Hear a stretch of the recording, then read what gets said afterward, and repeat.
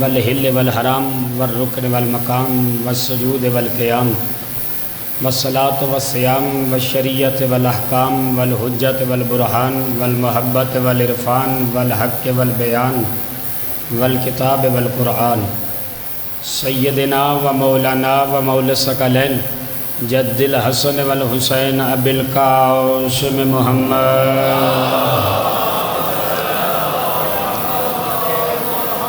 وعلى أهل بيته الطيبين الطاهرين المعصومين المخدومين المنتجبين المحرومين الذين أذهب الله عنهم الرجس وطهرهم تطهيرا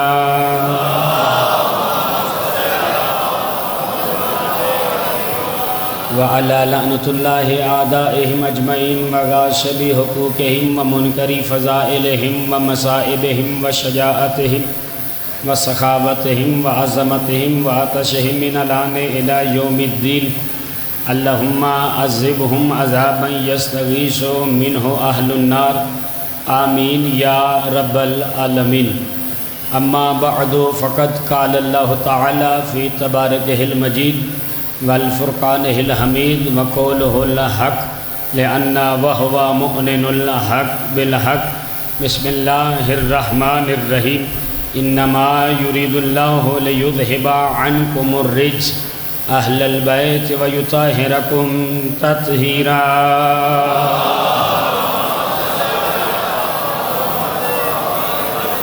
خالق کائنات سے دعا ہے شفع ماتم کو قبول و منظور فرمائے۔ آپ تمام مومنین مومنات ماؤں بہنوں بیٹیوں بھائیوں عزیزوں دوستوں بزرگوں کا اس پاک بارگاہ میں آنا حسین پاک کی ماں اپنی بارگاہ میں منظور و مقبول فرمائے۔ جو کبھی مومن مومنہ جس نیت جس ارادے سے اس مجلس پاک میں آیا ہے مالک کائنات ان کو ان کی نیت اور ارادے کے مطابق جزا عطا فرمائے۔ جو مومنین بیمار ہیں بیمار کربلا کی بیماری کے صدقہ میں سید علی کامران زیدی سید احسان سرور زیدی اور نفیس بھائی کی پھوپھو جان یہ بیمار ہیں مالک انہیں شفاء کاملہ و عاجلہ عطا فرمائے۔ اپنی عزت و عظمت کے صدقہ میں جو بے اولاد ہیں شہزادہ علی اصغر کی عزت و عظمت کے صدقہ میں انہیں نمازی ماتمی عطا فرما۔ اپنی عزت و عظمت کے صدقہ میں اس مسجد اس امام بارگاہ کو تا قیامت آباد و شاد فرما، دن دگنی رات چگنی ترقی عطا فرما۔ اس کے معاونین اس کے ٹرسٹیز جتنے ہیں مولا ان کی توفیقات میں اضافہ فرما۔ یہ جتنے بزرگ ہمارے ہاں یہ اجمل شاہ صاحب مدثر شاہ صاحب اور افضال شاہ صاحب خاک ان کا سایہ ہمارے سروں پہ قائم و دائم فرما، انہیں طول عمر عطا فرما۔ اپنی عزت و عظمت کے صدقہ میں ملک ایران کو فتح و نصرت عطا فرما، امریکہ و اسرائیل کو نست و نابود فرما، منتقی میں خون حسین وارث حقیقی امام حجت کے ظہور میں تعجیل فرما، ہم سب کو ان کے عوان و انصاروں میں شمار فرما۔ ایک مل کے بآواز بلند صلوات پڑھ لیجئے گا سب۔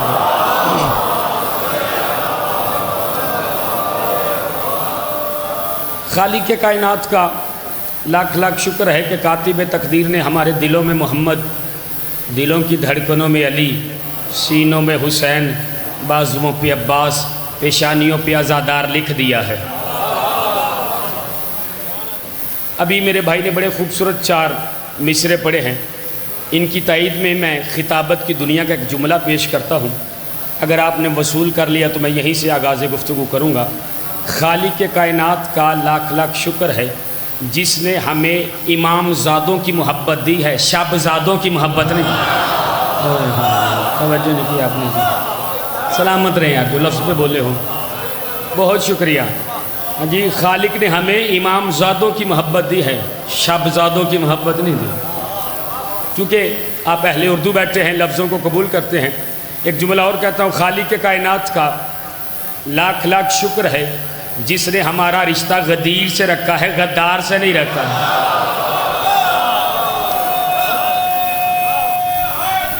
یا سلامت رہے، آباد و شاد رہے۔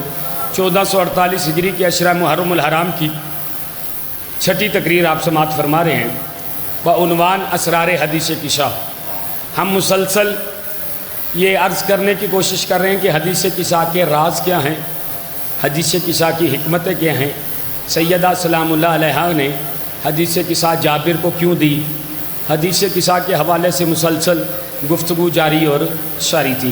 اور میں یہ عرض کر چکا کہ حدیث کشا جہاں اہل بیت کے آثار میں سے ایک اثر ہے، حدیث کشا اہل بیت کی عطا کردہ دولتوں میں سے ایک دولت ہے، لیکن جہاں پہ حدیث کسا کو حدیث کسا کہا جاتا ہے وہاں پہ حدیث کسا کو دعا بھی کہا جاتا ہے۔ یہ صرف حدیث نہیں ہے بلکہ اس کا معجزہ یہ ہے کہ یہ زہرا کی دعا ہے۔ نہیں توجہ فرما رہے ہیں آپ حضرات؟ اچھا، کل تک گفتگو جہاں پہ رکی تھی کہ پیغمبر آئے اور آ کے کہتے انی آجد فی بدنی ضعفا، میں اپنے بدن میں ضعف محسوس کر رہا ہوں، جسد میں نہیں، بدن میں، مجھے چادر یمانی اڑا دو۔ سیدہ نے اپنی چادر اڑائی، انی اعیذک کا باللہ یا ابتا ہو، بابا میں آپ کو اللہ کی پناہ میں دیتی ہوں، سلامت رہیں آپ۔ کل میں یہاں تک پہنچا تھا، آج میں ایک بات عرض کروں اور بڑی خوبصورت بات ہے، اگر آپ توجہ فرمائیں۔ یہ بات لکھی ہے صحیح بخاری میں، اور صحیح بخاری میں یہ لکھا ہے کہ جب پہلی وحی آئی غار ہیرا میں، تو نبی جب غار ہیرا سے نکل کے آئے تو ان کا جسم تھر تھر کانپ رہا تھا، اور تھرتبی کپ کپی پیغمبر کے جسم پہ جاری و ساری تھی۔ ختیجۃ الکبریٰ کے قریب آئے اور آ کے کہتے ہیں زملونی زملونی، ختیجہ مجھے اپنی چادر اڑا دو۔ مرضی آپ کی اپنی ہے جو نہیں بولے یار، میں تو جملہ پڑھ کے اور میں نے تمہید ختم کر دی، آغاز گفتگو کر دیا ہے۔ زملونی زملونی، ختیجہ مجھے اپنی چادر اڑا دو۔ ختیجہ نے چادر اڑائی، پیغمبر کی کپ کپی چلی گئی۔ ادھر سیدہ کے گھر پہ آ کے کہتے بدن میں ضعف ہے، سیدہ نے چادر اڑائی، مذہب بدل دوں گا اگر کوئی ثابت کر دے کہ حدیث کسا کے بعد نبی کے جسم میں بعد میں کبھی ضعف آیا ہو۔ نہیں غور کر رہے۔ اب میں جملہ آپ کے حوالے چاہے جیسے مرضی سنیے گا، آپ کو پورا اختیار ہے۔ غار ہیرا سے آئے تو ماں کی چادر، حدیث کسا میں آئے تو بیٹی کی چادر، عہد بدلا ہے، چادر کا اثر نہیں بدلا ہے۔ سلامت رہے ہیں جو بولے عہد بدلا ہے، چادر کا اثر نہیں بدلا ہے۔ یہ کمال ہے، یہ معجزہ ہے حدیث کسا کا۔ اور اسے چادر یمانی کیوں کہتے ہیں؟ چادر یمانی میں نے پہلی تقریر میں ایک شرح کی تھی کہ یہ جو ظاہری اس کی تفسیر علماء نے لکھی کہ یہ یمن سے بادشاہ یمن نے جناب عبد المطلب کو دی، تو یمن میں بنتی تھی۔ یہ آپ کے لیے ہے پوری توجہ، یمن میں بنتی نہیں تھی، بنتی سندھ میں تھی، اور اس وقت کا سندھ چھوٹا نہیں تھا، بڑا وسیع سندھ تھا۔ چونکہ صاحبان علم بیٹھے ہیں، سلیمان ندوی کی کتاب تعلقات عرب و ہند، اس میں وہ لکھتے ہیں کہ سلیمان فارسی سندھ کے تھے۔ وہ کہتے ہیں ان کے آباء و اجداد اصفہان جا کے بسے، لیکن وہ رہنے والے سندھ کے تھے۔ پھر وہ کہتے ہیں کہ حبیب ابن مظاہر وہ رہنے والے سندھ کے تھے۔ چوتھے امام کی زوجہ حضرت زید شہید کی والدہ وہ سندھ کے رہنے والی تھی۔ حضرت شہربانو امام سجاد کی والدہ، ان کی والدہ یعنی امام سجاد کی نانی سندھ کے رہنے والی تھی۔ وہ لکھتے ہیں کہ یہ چادر حدیث کسا والی یہ سندھ میں بنی تھی، پتہ نہیں کس کے عزادار کے ہاتھ سے بنی ہو، نہیں توجہ کر رہے، سندھ سے بنی، چونکہ اس وقت یمن پورٹ تھا، وہاں پہ جا کے وہ فروخت ہوتی تھی، وہاں سے یمن کے بادشاہ نے خریدی، عبد المطلب کے پاس آئی۔ یہ تھی اس کی ظاہری تفسیر۔ لیکن آپ کے اور میرے چھٹے امام کشائف حقائق صادق آل محمد امام جعفر صادق علیہ السلام،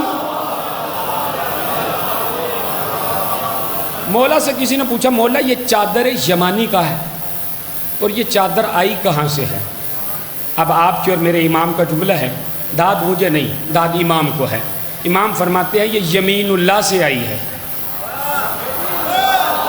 مرضی آپ کی اپنی ہے یار، آپ تو صاحبان ادب بیٹھے ہیں، لفظوں کو سننے والے۔ مولا نے کہا یہ یمین اللہ سے آئی ہے۔ وہ کہتا مولا یہ یمین کیا ہے، یمین اللہ کیا ہے؟ امام فرماتے ہیں یمین کہتے ہیں رائٹ کو، یسار کہتے ہیں لیفٹ کو، یمین کہتے ہیں دائیں کو، یسار کہتے ہیں بائیں کو۔ کہا یہ عرش الہی کے یمین سے آئی ہے۔ نہیں توجہ کی آپ نے، یہ عرش الہی کے یمین سے آئی ہے۔ میں ایک جگہ پہ پڑھ رہا تھا کہ چادر تطہیر عرش الہی کے یمین سے آئی، تو ایک بندہ بولا وہاں کوئی فیکٹری تھی، وہاں کوئی گارمنٹس کی فیکٹری تھی؟ جہاں سے چادر آئی. میں نے کہا ذرا حوصلے سے بات سن. جہاں بکرا منڈی ہے نا، جہاں سے اسماعیل کا دمبا آیا تھا، اس کے ساتھ نہیں توجہ کی آپ نے. سلامت رہے یا جی جملہ پورا سنیے. میں نے کہا جہاں بکرا منڈی ہے، جہاں سے اسماعیل کا دمبا آیا تھا، اس کے ساتھ ایک لوہار کی دکان تھی جہاں سے علی کی تلوار بن کے آئی. جو اب بھی نہیں بولے ان کے لیے میں پھر جملہ کہتا ہوں. بکرا منڈی کے ساتھ ایک لوہار کی دکان تھی جہاں سے تلوار بن کے آئی. اس کے ساتھ ایک ریسٹورنٹ تھا جہاں سے من و سلوہ نازل ہوتا تھا. اور جو اب بھی نہیں سمجھے میں پھر کہتا ہوں، اس ریسٹورنٹ کے ساتھ ایک گارمنٹس فیکٹری تھی جہاں سے حسن اور حسین کے کرتے آئے، وہیں سے زہرا کی چادر آئی.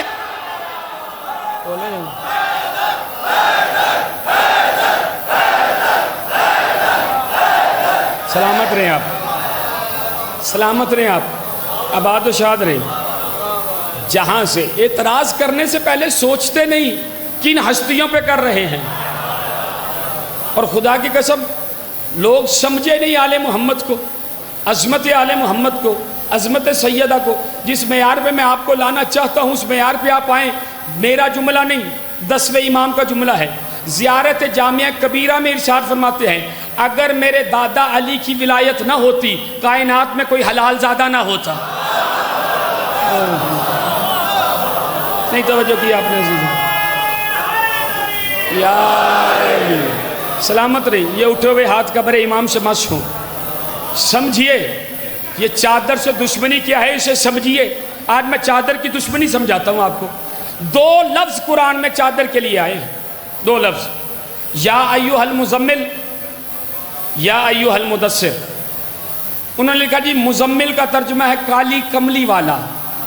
چلو کملی بھی تھی تو تھی بھی کالی. نہیں توجہ کی آپ نے.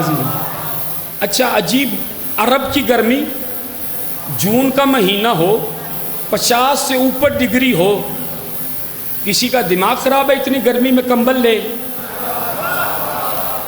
نہیں توجہ کر. یا ایھا المدثر چادر اوڑھنے والا، یا ایھا المزمل اس کا ترجمہ کمبل اوڑھنے والا نہیں، اس کا ترجمہ بھی چادر اوڑھنے والا ہے. ہمارے ہاں اردو زبان کی کمزوری ہے کہ باتیں ہم تک پہنچی نہیں گئی، جبکہ اردو زبان کو اگر کھولا جائے تو اس میں بڑی وسعت ہے. جیسے مثال کے طور پہ خلیل دوست، حبیب دوست، ناصر مدد کرنے والا، اور مدد یہ بھی مدد کرنے والا. فرق ہونا چاہیے. بیعت گھر، دار گھر. اچھا لفظ 2 ہیں، ترجمہ ایک کیا جا رہا ہے. شاہد گواہی دینے والا، شہید گواہی دینے والا. لفظ 2 ہیں، معنی ایک کیا جا رہا ہے.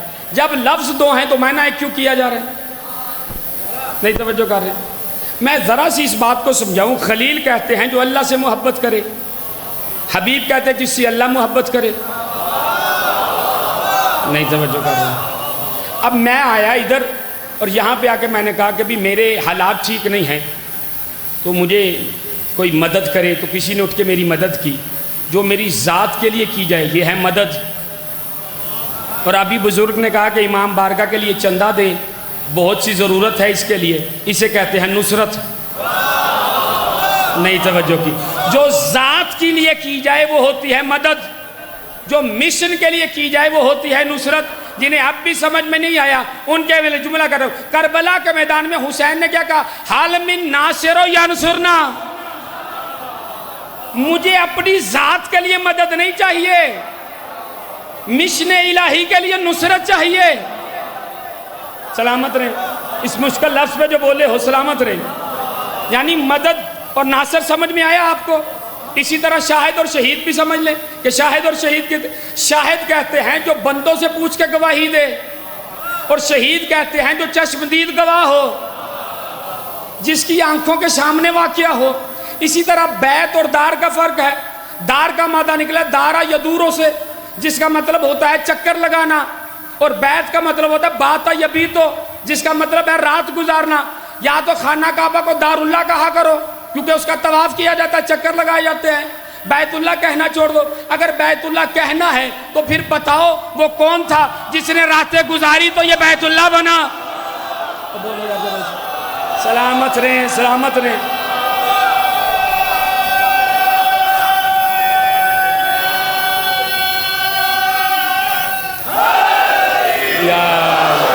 سلامت رہیں. آؤ ہمیں بتاؤ یہ بیت اللہ کیوں بنا. کہا کہ جب تک اس کے اندر رات نہ گزاری جائے یہ بیت اللہ نہیں. تم نہیں بتا سکتے تو ہم بتاتے ہیں. علی اور علی کی ماں 3 دن رہی تو یہ بتکدے سے بیت اللہ بنا.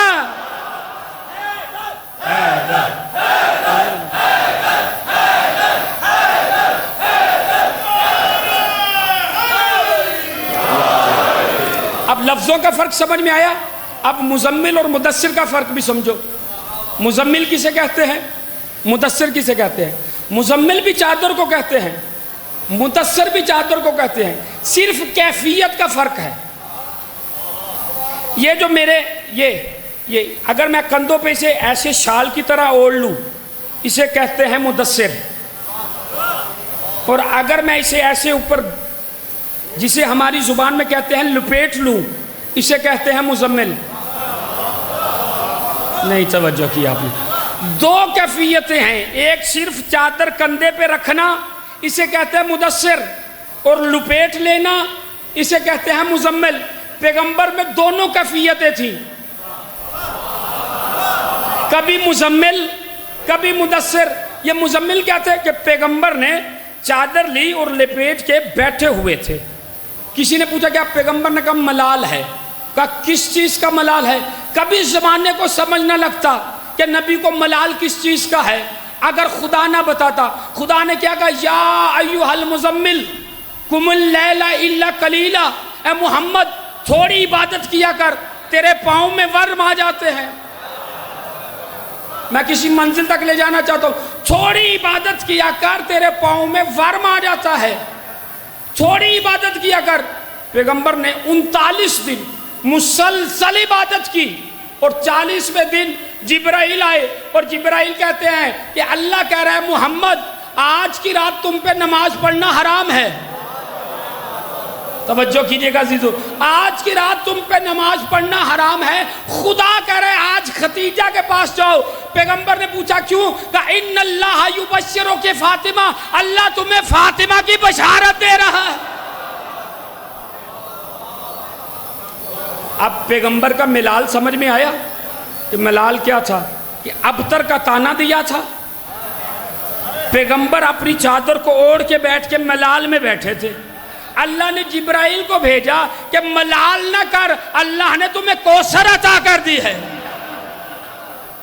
اس کیفیت کو سمجھیے, اس کیفیت کو. اچھا یہ چادر کو کمبل کیوں کہا, کالی کمبلی کیوں کہا؟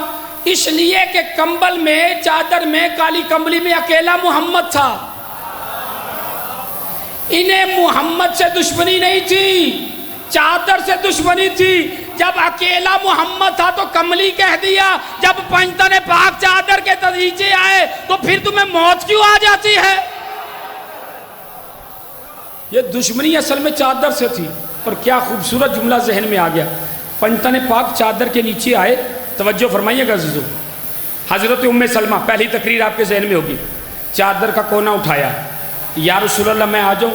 پیغمبر نے فرمایا یا ام سلمہ انتی علی الخیر, تم خیر پہ ہو. کونی علی مکانک, اپنی حد میں رہو. اوئے ہوئے, مرضی آپ کی اپنی ہے. یہ پیغمبر کی حدیث بیان کر رہا ہوں کہ یا ام سلمہ انتی علی الخیر, تم خیر پہ ہو.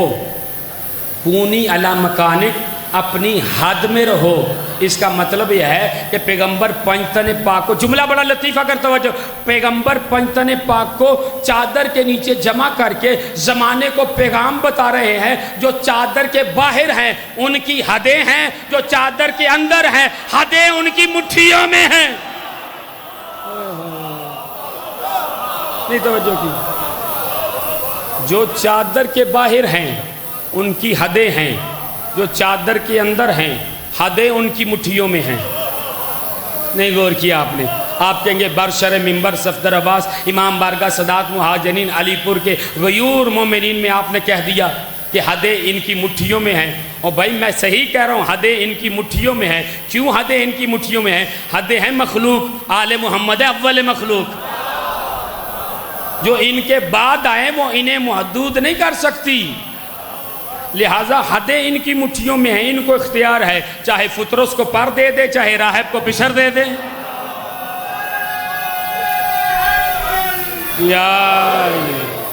ان کے اختیار میں ہے.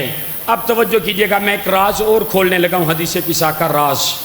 اب اس راز کو سمجھیے گا، راز کیا ہے. پیغمبر آئے، بیٹی کو سلام کیا. دو چیزیں سب سے زیادہ حدیث قصہ میں دہرائی گئی ہیں، ایک سلام، ایک خوشبو. دو چیزیں سب سے زیادہ رپیٹ کی گئی ہیں. آخر ضرورت کیا تھی خوشبو کو رپیٹ کرنے کی؟ اب یہ راز ہے، یہ میں راز کھولنے لگا ہوں، توجہ فرمائیے گا. اگر یہ راز کھل گیا تو میں سمجھوں گا کہ جو میں عنوان پڑھ رہا ہوں اس عنوان کی کچھ نہ کچھ چیزیں میں آپ کی آغوش میں ڈال جاؤں گا. پیغمبر آئے، پیغمبر نے بیٹی کو سلام کیا، السلام علیکہ یا بنتی. بیٹی نے کہا وعلیکم السلام یا ابا. پیغمبر آ گئے، بیٹی اپنی چادر یمانی دے دو. سیدہ نے چادر یمانی اوپر اوڑھ دی. اب نبی چادر کے نیچے ہیں، سیدہ اپنے کاموں میں مشغول ہیں. سرکار امام حسن مجتبی آئے. آپ مل کے بابا سے بلند صلی اللہ. ماں کو سلام کیا، ماں نے سلام کا جواب. سلام پہ انشاءاللہ کل یا پرسوں گفتگو کروں گا، آج میں جس موضوع تک آ رہا ہوں توجہ فرمائیے گا. ماں نے سلام کا جواب دیا. اب سلام بھی کیسا تھا اور سلام کا جواب بھی کیسا تھا، یہ تو آنے والی تقریر میں عرض کروں. اب جیسے ہی امام حسن نے ماں کو سلام کیا نا، وہ کہتے انی اشمو رائحتن عندہ کا جدی، مجھے آج اپنے جد اپنے نانا کی خوشبو آ رہی ہے. اس کا مطلب یہ ہے کہ جس کے بچپن میں رسالت کی خوشبو مسام میں بس جائے اسے امامت کہتے ہیں. اب سیدہ نے کہا ہاں بیٹا تمہارے نانا چادر کے نیچے ہیں. یہی عمل امام حسین نے کیا. آئے کہا مجھے نانا کی خوشبو آ رہی ہے، کہا چادر کے نیچے. یہی عمل مولا کائنات نے کیا. آئے کہا مجھے اپنے بھائی اپنے آقا اپنے مولا کی خوشبو آ رہی ہے، کہا چادر کے نیچے. اب یہ چادر کے نیچے خوشبو کا راز کیا ہے؟ راز کبھی نہ کھلتا اگر ہم قرآن کو نہ کھولتے، اگر ہم حدیث قصہ کو نہ کھولتے. قرآن میں لکھا ہے کہ پیغمبر نے اپنی دو بیویوں کے کہنے پہ ایک چیز اپنے اوپر حرام کر لی جو حلال تھی. ذرا سی قرآن فہمی شروع کر دو نا تو آپ خاموش ہو جاتے ہیں. ذرا سی قرآن فہمی. نبی کی دو بیویوں، میں ذمہ داری سے، دو بیویوں نے کہ نبی جاتے تھے جناب ماریا قبطیہ کے پاس، اور جناب ماریا قبطیہ نبی کو شہد کھلاتی تھی. نبی کو شہد بڑا پسند تھا. دو بیویوں سے یہ برداشت نہیں ہوتا تھا. مرضی آپ کی اپنی ہے، نہ سمجھو تو. دو بیویوں سے یہ برداشت نہیں ہوتا تھا. نعوذ باللہ نقل کفر نہ باشد خاکم بدہن. جیسے ہی وہ نبی آتے تھے تو یہ دونوں بیویاں اپنا منہ پھیر کے کہتے تھے آپ کے منہ سے مغافیر کی بو آ رہی ہے. نہیں سمجھے آپ کے منہ سے مغافیر کی بدبو. 9 جگہوں پہ حدیث قصہ کا عمل دہرایا گیا. 8 بیویوں کے حجرے میں، ایک بیٹی کے حجرے میں. کسی بیوی کے حجرے میں آیت نہیں آئی، صرف سیدہ کے حجرے میں آیت آئی. اور یہ خوشبو کا راز یہ بتا رہا ہے. حسن بتا رہے خوشبو آئی، حسین بتا رہے خوشبو آئی، علی بتا رہے خوشبو آئی، تاکہ زمانے کو پتہ چل جائے نبوت اور امامت کے جسم سے بو نہیں آتی، ہمیشہ خوشبو آتی.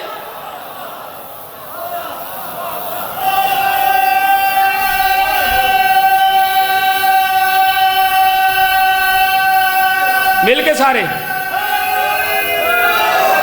یار سمجھیے خوشبو کا راز حدیث قصہ میں کیوں رکھا گیا. اور نبی نے قرآن میں کہا اے محمد جو چیز تجھ پہ حلال ہے اسے اپنے اوپر حرام کیوں کر لیا ہے. اس کا مطلب یہ ہے کہ نبی کی بیویوں نے الزام لگایا تھا، نبی کی آل نے اس الزام کو دھویا. سلامت رہے ہیں جو بولے ہو. بیویوں نے الزام لگایا، آل نے اس الزام کو دھویا. کہ نبوت کے منہ سے بدبو نہیں آتی، اور میں ایک جملہ کہوں، نبوت کے منہ سے بدبو کیسے آئے؟ جس کی رسالت کی زبان چوس کے امامت پر وان چڑھی ہو۔ لیکن ایک بات ثابت ہے کہ نبی کے جسم میں خوشبو ہوتی ہے۔ دلیل کیا ہے؟ دلیل سنیے، قرآن سے دلیل دیتا ہوں کہ نبی کے جسم میں خوشبو ہوتی ہے۔ حضرت یعقوب کا بھائیوں نے بتایا کہ آپ کے فراق میں رو رو کے آنکھیں نابینا ہو چکی ہیں۔ حضرت یوسف نے اذهبوا قمیصی ھذا، یہ میری قمیض لے جاؤ اور میرے بابا کو دینا۔ حضرت یوسف پتہ کیا کہ حضرت یعقوب کیا کرتے تھے؟ یوسف کی جدائی میں یا آصفا یوسف ہو، یا آصفا یوسف ہو، ہائے میرا یوسف، ہائے میرا یوسف، اس کا مطلب ہے کہ ہائے یوسف کہنا سنت نبوی ہے۔ مرضی آپ کی اپنی ہے یار، ہائے یوسف کہنا سنت نبوی ہے، بس فرق ہے عہد کا۔ یعقوب کے دور میں یوسف معصوم تھا تو ہائے یوسف کہا، آج حسین معصوم ہے تو ہائے حسین کہتے۔ سمجھیے معیار کو۔ اپنی قمیض دی تو تاریخ نے یہ لکھا کہ ابھی شہر کے اندر بھائی نہیں آئے کہ جناب یعقوب نے ایک جملہ کہا اپنی اہل بیت سے، اپنے بیٹوں کی بیویوں سے ایک جملہ کہا، اگر جملہ نازک ہے، ایک جملہ کا صاحب کو مخاطب کر کے کہتے اگر تم میرے دماغ پہ شک نہ کرو، اوئے ہوئے مرضی آپ کی اپنی ہے یا جو نہیں بولے یار، قرآن کے لفظ ہیں۔ حضرت یعقوب نے کہا اگر تم میرے دماغ پہ شک نہ کرو تو مجھے یوسف کی خوشبو آ رہی ہے۔ سلامت رہیں، سلامت رہیں آپ حضرات، مجھے یوسف کی خوشبو آ رہی ہے۔ اب ایک اور بات بتاتا ہوں۔ حضرت ابراہیم کی 2 شادیاں تھیں، ایک جناب ہاجرہ سے، ایک جناب سارہ سے، ایک سے جناب اسحاق، ایک سے جناب اسماعیل۔ اب جناب اسماعیل اور جناب ہاجرہ کو حکم خدا سے فلسطین چھوڑ آئے، خود آگئے۔ ایک دن حضرت ابراہیم حضرت سارہ سے کہتے میرا دل چاہ رہا ہے میں اسماعیل سے مل آؤں، تو حضرت سارہ کہتی جائیں مل آئیں، لیکن ایک شرط ہے، گھوڑے سے نہ اترنا، بس مل کے واپس آ جانا۔ اب تاریخ کہتی حضرت ابراہیم بیٹھے، فلسطین پہنچے، دق الباب کیا، اتفاق سے اسماعیل گھر پہ نہیں تھے، بد مزاج بیوی باہر نکلی، کہتی کون ہے تو بوڑھا، کون ہے تو بوڑھا، کیوں آیا ہے؟ کہا اسماعیل ہے، کہا نہیں وہ تو سفر پہ گئے ہیں، چلو اسماعیل آئے تو اسے میرا ایک پیغام دے دینا۔ کہا کیا؟ کہا جب اسماعیل آئے تو اسے کہنا کہ اپنی دیوہری بدل دے۔ مرضی آپ کی اپنی ہے، اپنی دیوہری بدل دے۔ اب ابراہیم واپس آ گئے، تھوڑی دیر کے بعد اسماعیل آئے تو باپ کی خوشبو کو محسوس کیا۔ بولو یار جو بول سکتے ہو، باپ کی خوشبو کو محسوس کیا۔ جیسے ہی خوشبو کو محسوس کیا نا تو ایک مرتبہ اپنی بد مزاج بیوی سے پوچھتے کوئی آیا تھا؟ کہا ہاں ایک بوڑھا آیا تھا۔ کہا کوئی پیغام دے گیا؟ کہا اس نے کہا اپنی دیوہری بدل دے۔ کہا جا میں نے تجھے طلاق دی۔ بولو یار جو بول سکتے ہو یار، جاؤ میں نے تجھے طلاق دی، تجھے آزاد کیا۔ دوسری شادی کر لی اسماعیل نے۔ پھر حضرت ابراہیم جناب سارہ سے ایک دن کہتے میرا دل چاہ رہا ہے میں اسماعیل سے ملا ہوں، کہتی چلے جائیں، شرط ہے گھوڑے سے نہیں اترنا۔ ابراہیم آئے، اتفاق سے اسماعیل پھر گھر میں نہیں تھے، دق الباب کیا، با پردہ با حیا عورت نکلی، نہیں غور ہی نہیں کیا، ترتیب پہ مضمون کی ترتیب پہ داد ہوتی ہے۔ با پردہ با حیا عورت نکلی، کہتی چہرے کے تاثرات بتا رہے ہیں آپ اسماعیل کے باپ ہیں۔ اوئے ہوئے مرضی آپ کی اپنی جو نہیں بولے یار، اس کا مطلب یہ ہے کہ چہرے بھی بولتے ہیں، کہ چہرے کے تاثرات بتا رہے ہیں آپ اسماعیل کے باپ ہیں، آپ کے بدن کی خوشبو بتا رہی ہے آپ اسماعیل کے باپ ہیں۔ کہا میں اسماعیل کا باپ ہوں، آئیے نا جلدی اتریے، میں آپ کے لیے کھانا بناؤں، آپ کو پانی۔ کہا نہیں میرے پاس وقت نہیں ہے، مجھے ذرا جلدی، ذرا ٹھہریے۔ اندر گئی، سراہی لیا، جلدی سے گھوڑے پہ بیٹھے بیٹھے ابراہیم کے ہاتھ دھلائے، منہ دھلایا، بیٹھے بیٹھے ابراہیم کو پانی پلائے۔ کہا کوئی حکم؟ کہا جب اسماعیل آئے تو اس سے کہنا اپنی دیوہری برقرار رکھے۔ نہیں توجہ کر رہے، میں سنی شیعہ علماء سے سوال کر رہا ہوں، یہ نبی نے نبی کی بیوی کو دیوڑی کیوں کہا؟ بیت کیوں نہیں کہا؟ گھر کیوں نہیں کہا؟ کونی علی مکانک، اپنی حد میں رہو۔ یہ نبی سمجھانا چاہ رہا ہے کہ بیوی گھر نہیں ہو سکتی ہے، دیوہری ہو سکتی ہے۔ عقل کے اندھو ماتم کا علاج کرو۔ جب گھر نہیں ہو سکتی، جب بیت نہیں ہو سکتی، تو اہل بیت کیسے ہو جائے گی؟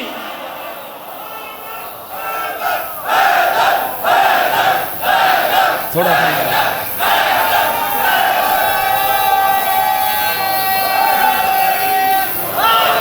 یا سمجھیے، حکمت سمجھیے۔ اس کا مطلب نبوت کے جسم میں خوشبو ہے، اور ہم نبی کے بعد اسے امام مانتے ہیں جس سے نبوت والی خوشبو آئے۔ نہیں، میں دلیل دیتا ہوں، اگر دلیل قابل قبول ہو تو پھر سارے بولیے گا، اگر قابل قبول نہ ہو تو بے شک خاموش رہنا۔ شب ہجرت نبی چلے گئے، علی کو بستر پہ لٹا گئے، ساری رات سلامت رہے جو جملوں سے پہلے پہنچ گئے۔ میں پھر کہتا ہوں، نبی چلے گئے، علی کو سلا گئے، ساری رات کافر اس یقین پہ کھڑا ہے کہ نبی سو رہے ہیں، تو نظر تو آ نہیں رہا تھا، چادر تو اوڑھی ہوئی تھی، کیسے پتا چلا نبی سو رہے؟ خوشبو بتا رہی تھی، جو بدن محمد سے ہے وہ بدن علی سے آ رہی۔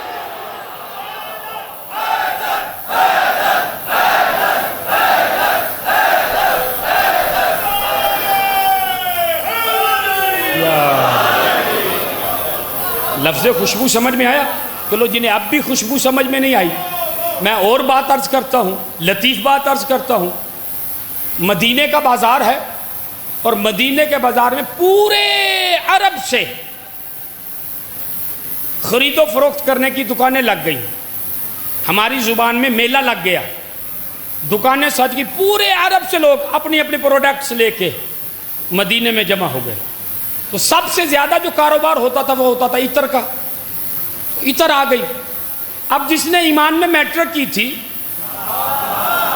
جس کی داڑھی میں دہلیز زہرا کا نور تھا، جو 650 برس کا جوان تھا، جو فارسی ہو کے محمدی کہلاتا تھا، مدینے کے بازار میں قدم رکھا۔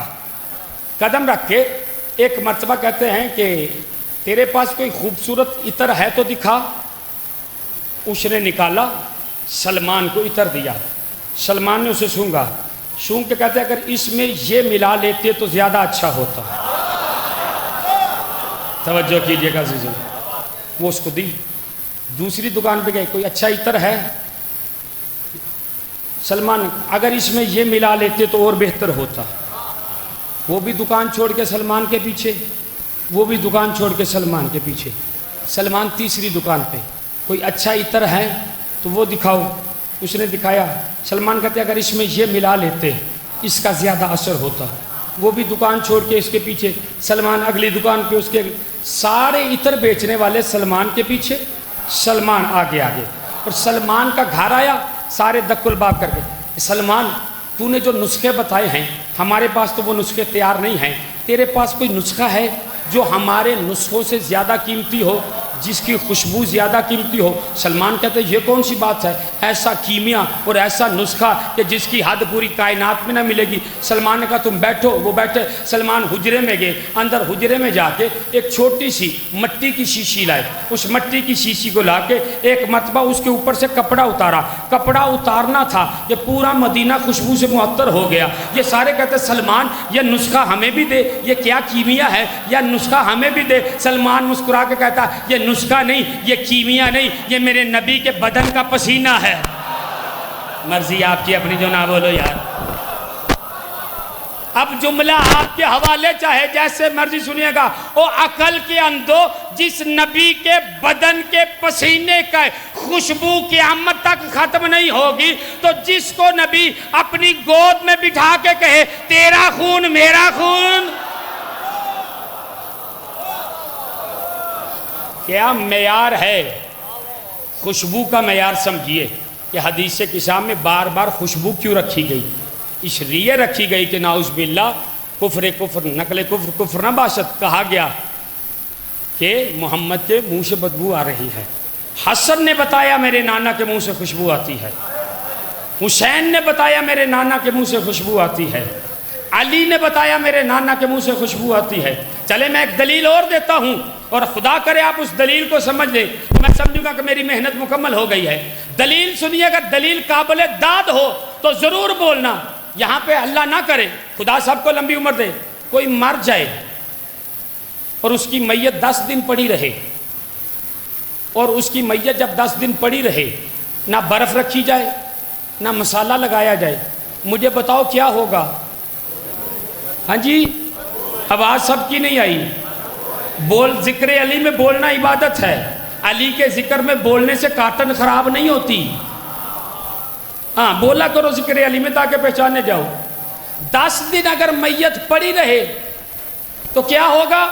جسم سے بدبو آئے گی، لوگ قریب نہیں جائیں گے، بیماریاں پھیلنی شروع ہو جائیں گی۔ یہاں سے دور مذہب بدل دوں، اگر کسی مسلک کا بندہ ثابت کر دے کربلا سے لے کے واپس کربلا تک نوکے نیزہ پہ کسی اصحاب حسین کے بدن سے بدبو آئی ہو،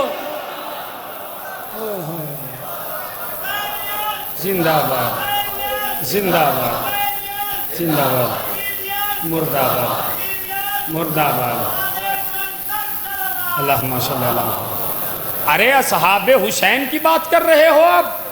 اصحاب حسین کو چھوڑو، نبی کے ہیں جنگ تبوک پہ، اب ایسے کرنی اپنی ماں سے کہہ رہے اماں میرا دل چاہ رہا ہے کہ میں اپنے نبی سے مل آؤں، تو کہا بیٹا ملا لیکن جلدی آ جانا میں تنہا ہوں۔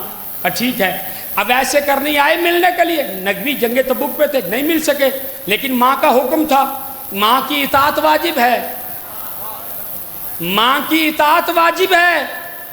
واپس پلٹے، نبی کی زیارت نہ ہو سکی۔ اب نبی جب آئے تو نبی نے کہا انی اشمو رحمانہ فی کرنن، مجھے یہاں سے کرن کی خوشبو آ رہی ہے۔ آپ نے جملہ نہیں سنا ہے، جو نبی کو دیکھے بغیر نبی سے سچی وفا کرے اس کے بدن سے خوشبو آ جاتی ہے۔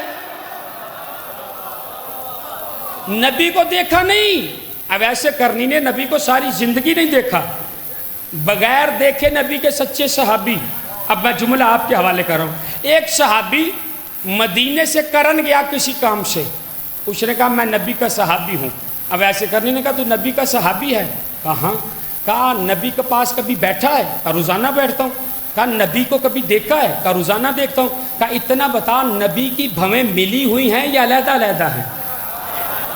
اوئے ہوئے، مرضی آپ کی اپنی ہے یار، جو خاموش رہ جاؤ۔ وہ کہتا مجھے کیا پتا؟ کہا پھر تیرا روزانہ پاس بیٹھنے کا کیا فائدہ، تجھے یہی نہیں پتا نبی کی بھویں ملی ہوئی ہیں یا علیحدہ علیحدہ؟ کہا میں نے آج تک نبی کو نہیں دیکھا، لیکن تو جا کے دیکھ لینا نبی کی دونوں بھویں آپس میں ملی ہوئی ہیں۔ اگر سچا عشق کر لو، اور یہی کام حضرت جون نے کربلا کے میدان میں کہا مولا آپ مجھے اجازت نہیں دے رہے، میرے پسینے سے بو آ رہی ہے اس لیے، امام نے فرمایا نہیں، میں تجھے ایک ایسا بنا دوں گا کہ قیامت تک تیری قبر سے بھی خوشبو آئے گی۔ سمجھی، اگر سچی وفا ان سے ہو جائے، سچی محبت ان سے ہو جائے تو یہ چاہنے والوں کے وجود میں بھی خوشبو ڈال دیتے ہیں۔ لفظ خوشبو کی حکمت سمجھیے کہ بار بار اگر حدیث کتاب میں خوشبو خوشبو خوشبو کا تذکرہ کیا گیا ہے تو یہ بتانے کے لیے کہ معصوم کے بدن سے بو نہیں آتی، خوشبو آتی ہے۔ یہ حدیث کتاب کا راز تھا۔ 4-5 راز ہم کھول چکے ہیں، 2-4 روز اور کھولیں گے راز، پھر زندگی باقی، ملاقات باقی۔ زمانہ سمجھا نہیں ہے، سمجھ جاتا کبھی علی کی بہو بیٹیاں شام کے بازار میں نہ آتی۔ اجرکم من اللہ، عزاداران مظلوم کربلا۔ مشکل ترین مصائب ہیں آج کے، سوچ رہا ہوں کیا پڑھوں اور کیا چھوڑ دوں۔ میں سیالکوٹ میں تھا تو ایک ذاکر صاحب مجلس پڑھ رہے تھے تو میں پیچھے بیٹھا تھا، سامنے سے ایک بندہ کھڑا ہو کے کہتا ہے قسمت ہے بہن بھائی کی، بہن کا منہ چھوٹا تھا، ظالم کا ہاتھ بڑا تھا، بھائی کا گلا چھوٹا تھا، قاتل کا تیر بڑا تھا۔ اجرکم من اللہ، اجرکم من اللہ۔ اجرک من اللہ آزاداران مظلوم کربلا۔ مقتل میں لکھا ہے کہ جب حرملہ کو مختار نے گرفتار کیا ہے نا، تو حرملہ سے مختار پوچھتا بتا تو نے کربلا میں کون کون سے ظلم کیے ہیں؟ تو حرملہ کہتا ہے مختار نہ پوچھ، تو برداشت نہیں کر پائے گا۔ کہا تو بتا تو نے کون سا ظلم کیا ہے؟ یہ کہتا ہے کہ میری عادت تھی کہ میں 7 لوہے کی چادریں لگاتا تھا اور تیر کمان سے نکالتا تھا، جو تیر ان 7 لوہے کی چادروں کو پار کر جاتا وہ تیر میں اپنے پاس رکھتا۔ وہ کہتا میں نے 3 تیر ایسے اپنے پاس رکھے جو لوہے کی چادروں کو پار کر چکے تھے۔ اب مختار کہتا بتا وہ تیر تو نے کب کب چلائے ہیں؟ کہتا نہ پوچھ، تجھ سے برداشت نہیں ہوگا۔ مختار کہتا بتا کا پہلا تیر جب عباس کے دونوں بازو کٹ گئے تھے نا، اور عباس نے مشکیزے کو اپنی دانتوں میں دبوچا تھا، اس وقت پسر سعد نے مجھے کہا تھا عباس کے سینے کا نشانہ لے۔ حرمل کہتا میں نے پہلا تیر عباس کے سینے پہ مارا، مشک سکینہ چید گئی، زمین پہ آ گئی۔ اب جملہ سنو گے، حرمل بے ہوش ہو گئے، مختار بے ہوش ہو گئے، سپاہیوں نے پانی چھڑکا، ہوش میں آئے، کہا بتا تو نے دوسرا تیر کب مارا ہے؟ حرمل کہتا مختار نہ پوچھ، تجھ سے برداشت نہیں ہوگا۔ کہا بتا۔ کہا جب خیمے سے حسین اپنی عبا میں قرآن چھپا کے لایا ہے نا،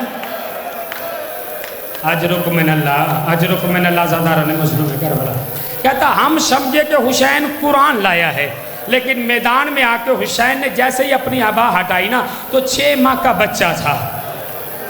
اس نے حجت تمام کی تو میرے پاس پسر سعد آیا، کہتا ہے اقطع کلام الحسین، حسین کے کلام کو قطع کر۔ وہ کہتا میں نے دوسرا تیر اصغر کی گردن پہ نشانہ لگا کے مارا۔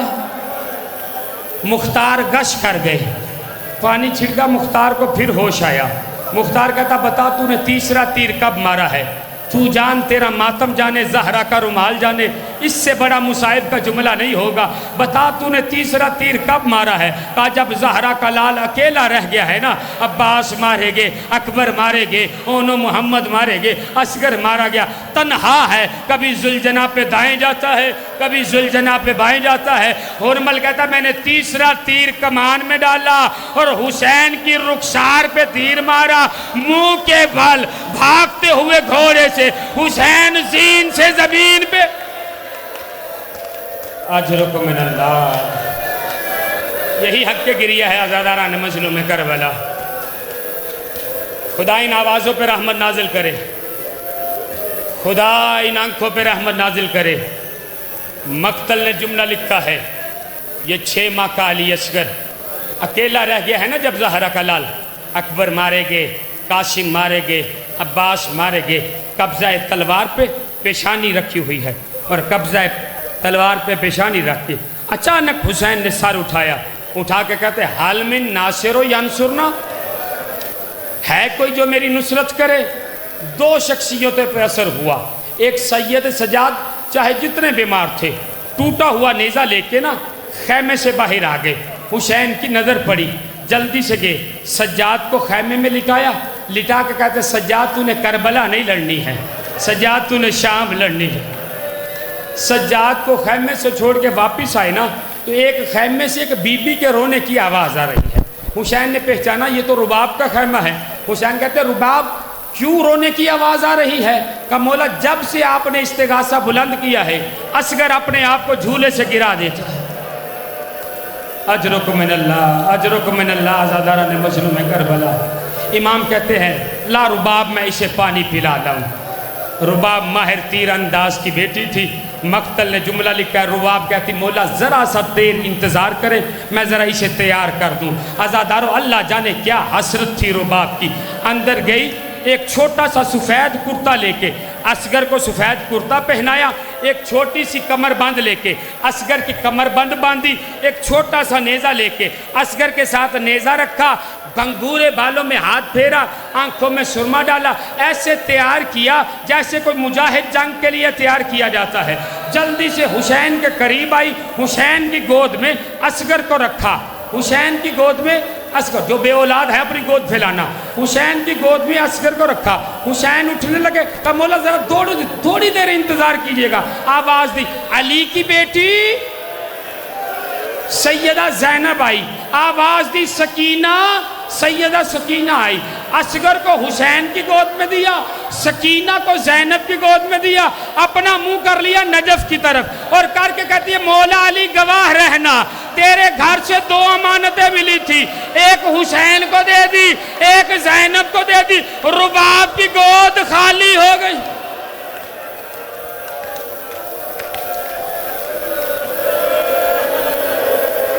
اجرک من اللہ زادار علی مظلوم کربلا، کہ تیرے گھر سے 2 نشانیاں ملی تھی، ایک حسین کو دے دی، ایک زینب کو دے دی، رباب کی گود خالی ہو گئی۔ عزادارو جملہ سنو گے، حسین لے کے چلے ہیں اصغر کو، فوج عسکریہ کہتی ہے حسین اپنے آپ کو بچانے کے لیے اب قرآن لے آیا ہے، لیکن قرآن نہیں، دھوپ زیادہ تیز تھی، حسین نے عبا میں چھپایا تھا، لیکن جب فوج عسکریہ سامنے آئی ہے نا تو حسین نے ہاتھوں پہ بلند کیا اور بلند کر کے کہتے تمہاری نظر میں خطا میری ہے، اس بچے کی تو نہیں ہے نا، اس کی ماں کا دودھ خشک ہو گیا ہے، 4 محرم سے پانی ختم ہو گیا ہے، اسے پانی پلا دو۔ فوج عسکریہ کہتی پینا خود چاہتا ہے، بہانہ بچے کا کرتا ہے۔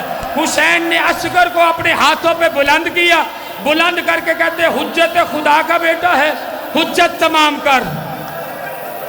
اجرک من اللہ، اجرک من اللہ زادار علی مظلوم کربلا۔ جیسے ہی اصغر کو ہاتھوں پہ اٹھایا نا، اصغر نے خشک زبان، خشک ہونٹوں پہ پھیری، فوج عسکریہ میں گریہ شروع ہو گیا۔ پسرے ساتھ ہرمل کے قریب آیا، قریب آ کے کہتا ہے اقطع کلام الحسین، حسین کا کلام قطع کر۔ اس نے کمان میں تیر ڈالا، تیر زمین پہ گر گیا، اس نے دوسرا تیر ڈالا، تیر زمین پہ گر گیا۔ پسرے ساتھ قریب آ کے کہتا ہے تو تیر کیوں نہیں مارتا؟ یہ تیر کمان پھینک کے کہتا ہے جب میں تیر مارنے کا ارادہ کرتا ہوں پتہ نہیں کون 4 سال کی بچی خیمے کے دروازے پہ سر پہ قرآن رکھ کے آ جاتی ہے اور آ کے کہتی نہ مار، 3 دن کا پیاس۔ اجرک من اللہ، اجرک من اللہ زاداران مظلوم کربلا۔ یہی حق گریہ ہے، اپنا سینہ پیارا نہیں کرنا، اپنا سر پیارا نہیں کرنا۔ پتہ نہیں کس کے پہلو میں خون رونے والا امام ہو، کہتا ہے میں جب بھی تیر مارنے کا ارادہ کرتا ہوں 4 سال کی بچی خیمے کے دروازے پہ سر پہ قرآن رکھ کے آ جاتی ہے اور کہتی ہے نہ مار، 3 دن کا پیاسا ہے۔ یہ پسرے ساتھ بے غیرت کہتا ہے تو نشانہ باندھ، میں تیرے ہاتھ پہ تیرے آنکھوں پہ ہاتھ رکھتا ہوں۔ اس نے تیر کا نشانہ باندھا، اس نے ہاتھ رکھا، ادھر اس نے تیر روانہ کیا۔ خیمے پہ رباب دیکھ رہی تھی، ماہر تیر انداز کی بیٹی تھی، تیر کا رخ آتا دیکھا، وہی سے آواز دے کے کہتی اصغر اگر تیر مولا کو لگانا تو دودھ نہ بخشوں گی۔ اجرک من اللہ، اجرک من اللہ زاداران مظلوم کربلا، کہ اگر تیر مولا کو لگا تو دودھ نہ بخشوں گی۔ جیسے ہی ہوا نے اصغر کے کانوں تک بات پہنچائی، ادھر سے تیر آیا، اصغر باپ کے ہاتھوں پہ ہمکا، گلے میں تیر لگا، ماں کی طرف دیکھ کے کہتا اماں اب تو راضی ہے۔ اجرک من اللہ، تھوڑی سی آواز کھولنا بھائی۔ اجرک من اللہ زاداران مظلوم کربلا، مقتل نے جملہ لکھا ہے جیسے ہی اصغر کو، علامہ اظہر حسن زیدی صاحب یہاں پہ جملہ پڑھا کرتے تھے، آپ کے حوالے کرتا ہوں، زیدی صاحب قبلہ جمعہ پڑھتے تھے، وہ جملہ پڑھتے تھے کہ اگر اصغر حسین کے ہاتھوں میں نہ ہوتا تو جدھر جدھر تیر جاتا ادھر ادھر اصغر جاتا۔ اجرک من اللہ، اجرک من اللہ زاداران مظلوم کربلا۔ آؤ میں مقتل کی ایک روایت پڑھ دوں۔ یہ کربلا کا واحد شہید ہے اصغر، جو 3 مرتبہ شہید ہوا ہے۔ عزاداران مظلوم کربلا، حسین پانی پلا کے واپس لائے، اپنی عبا میں اصغر کو چھپایا ہوا ہے، دروازے پہ کھڑی ہے رباب اور رو کے کہتی ہے مولا اصغر کو پانی پلا لیا ہے۔ امام فرماتے ہیں کہ اصغر کو لائے نہیں۔ امام نے آواز دی اے زینب و کلثوم ذرا رباب کو تھامو، کہیں اصغر کا لاشا دیکھ کے مر نہ جائے۔ ایک کندھے سے زینب نے تھاما، ایک کندھے سے کلثوم نے تھاما، ایک مرتبہ رباب کی گود میں رکھا۔ बीबियों ने मातम शुरू किया। वाह अली असगरा, रुबाब रो के कहती है असगर तेरे जैसे सगीर भी मारे जाते हैं। थको नहीं, अपनी आवाज़ों को बुलंद करो आज़ादारान मज़लूम करबला। जब मातम हो चुका, गिरिया हो चुका, हुसैन कहते हैं बेटा मेरा है, पाला तूने है, दोनों मिलके काम करते हैं, कब्र मैं बनाता हूँ, जनाजा तू उठा। मैंने जुमला पढ़ दिया, आपने बड़ी आराम से पूरी कायनात में वाहिद जनाजा अली असगर का है जो माँ